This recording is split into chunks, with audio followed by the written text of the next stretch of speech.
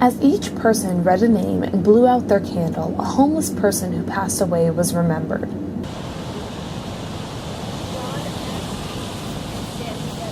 93 names were read, 20 new names since last year. This candlelight vigil was part of the 6th annual service at St. Stephen's Episcopal Church on Franklin Street. People spoke about the difficulties the homeless have undergone this year. One of the speakers, Bill Jones, Vice President of Volunteers of America, said more names have been added to that list. In all, there are 93 names to be remembered. Far too many deaths, many much too soon. As we remember, we celebrate their lives. In their honor then, let us continue to prepare our hearts for the coming of our Lord, so that we can continue to be a light where there is darkness, stand united in service to those who are in need, find a way to finally end homelessness, and to love others as our God has loved us. Another speaker, Rutter, spoke mostly about his friend Peachy, who passed away earlier this year.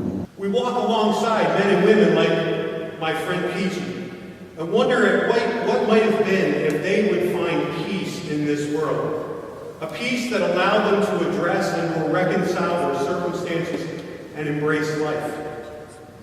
As independent as Peachy was, as close as he stayed to his family, as helpful as he was to Stephanie and Jim at Reach and so many others, Peachy was searching for peace, true peace. As I was considering what to share tonight, I was drawn back to a conversation that I had in the basement of this church with the first new friend that I made amongst this close-knit community who call the streets home. So I share tonight for those who are still living, still struggling to find peace, and who still have the opportunity to make a choice. Peach wanted to know how to make the pain go away. After the service came to an end, everyone proceeded outside for the candlelight vigil. Nicki Pimentel placed this sign on her purse and talked about her experiences as a homeless person and what an event like this means to her. I was homeless for a year. I lived at Ruth's Place Homeless Shelter for Women for a year. And at that time, the shelter was only a night shelter. We were not open 24 hours the way it is now.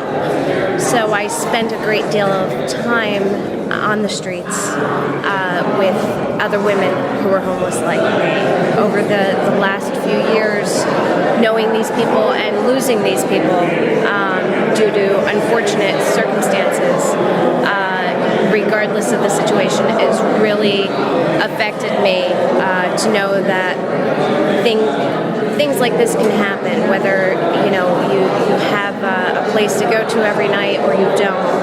Death doesn't hit us all very hard.